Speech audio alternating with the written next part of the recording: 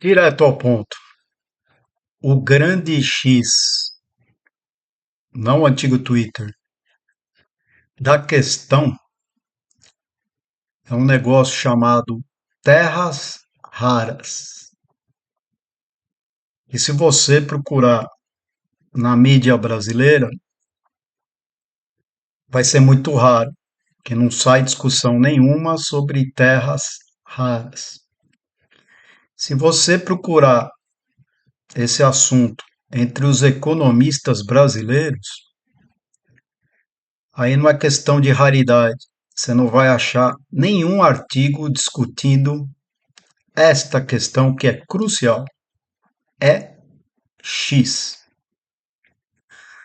Na história da humanidade, a briga por matérias-primas essenciais ou acabou em guerra ou algum país dominou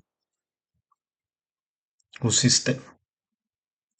Seja nos áureos tempos da Inglaterra ou do Tio Sam. Esse é o verdadeiro X da questão.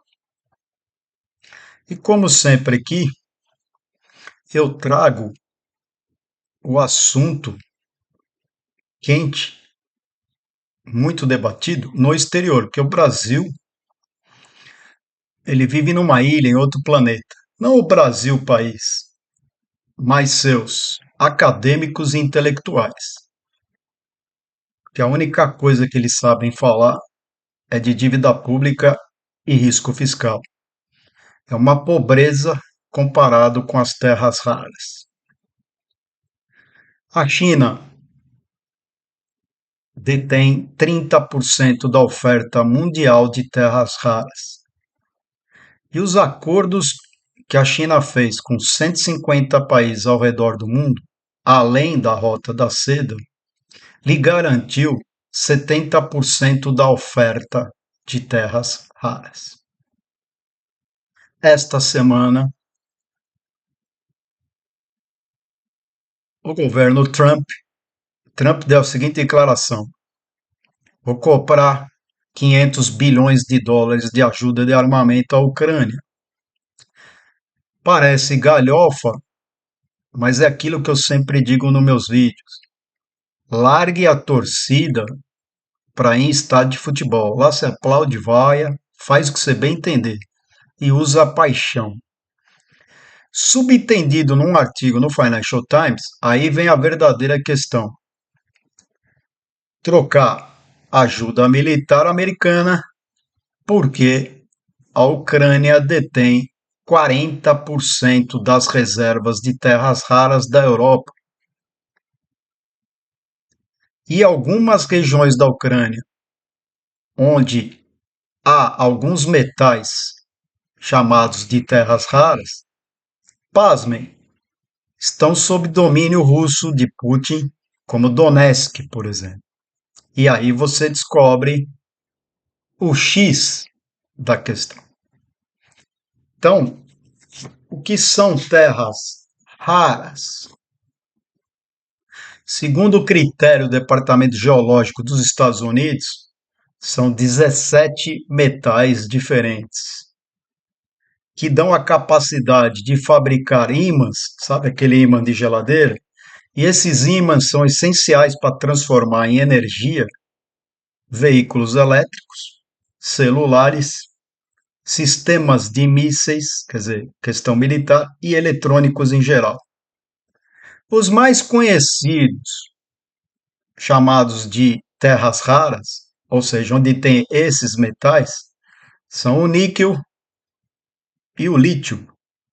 A Ucrânia, né, tem 500 mil toneladas métricas de lítio, sendo que alguma parte desse lítio está sob domínio russo no território da Ucrânia.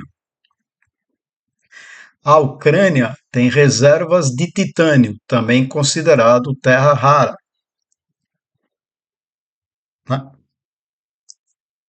E a Ucrânia tem 20% das reservas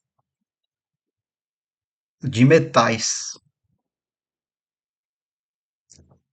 A Sibéria, que pertence à Rússia, também tem terras raras. Então, a briga, não só na Ucrânia, é que as terras raras são metais essenciais, e aí tem urânio, titânio, e esqueci de dar o dado, né? A Ucrânia tem 20% das reservas mundiais de grafite, outro elemento essencial. O que isso nos diz para você que investe no longo prazo? Postar e comprar essas commodities, que tem o nome de terras raras. Terras raras por quê? Porque é raro ter no mesmo local todos esses 17 ou alguns desses metais essenciais no mundo digital, elétrico e de transição energética. Bolívia tem reserva de lítio, Brasil tem lítio, o Brasil agora descobriu que é autossustentável em urânio, que também é terra rara. Urânio não é só para fazer bomba atômica. Então, meus queridos e minhas queridas que me acompanham aqui, há algo de podre no reino da Dinamarca, porque aqui é uma ilha fechada de ideias e de gente que não quer estudar. Este é o X da questão. Quando o Trump fala, vamos fazer a divisão da Ucrânia e fazer a paz, ele está na lógica chinesa. Ele não quer ganhar, ele quer a economia funcionando. E o secretário atual do Tesouro americano, o Scott Bessent, já disse, no encontro que terão na Arábia Saudita, a ajuda americana está condicionada à exploração de terras raras na Ucrânia. Todos sabem que essas matérias-primas são essenciais. Em relação aos juros e ao câmbio e à inflação,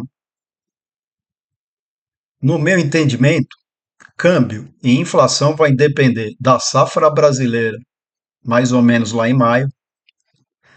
Segundo a Embrapa, teremos uma safra maior que 2024. Isso quer dizer o quê? Um aumento da oferta. Está se prevendo uma safra recorde. Mas com a questão do clima, né, eu posso falar isso em fevereiro.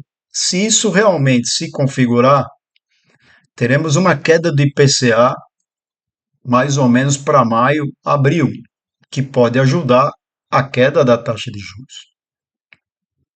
Outra coisa que pode lá na frente ajudar tanto a inflação quanto a queda da taxa de juros é o câmbio. E no futuro fechou sexta-feira a 5,69. Caso esse câmbio se estabilize nesse preço ou caia mais por um determinado tempo, a queda da taxa de câmbio vai trazer a inflação para baixo. E isso pode contribuir lá na frente ou para parar de aumentar os juros ou até de corte da taxa de juros. Não para março. Teremos que esperar safra, câmbio e Tio Sam. E para finalizar, eu fiz um vídeo em meados de janeiro quando o índice Bovespa estava a 119 mil pontos.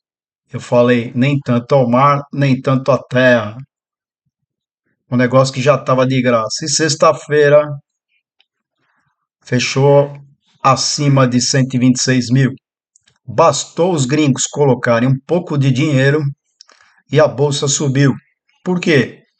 Porque é baixa a oferta de ações. Abraço a todos.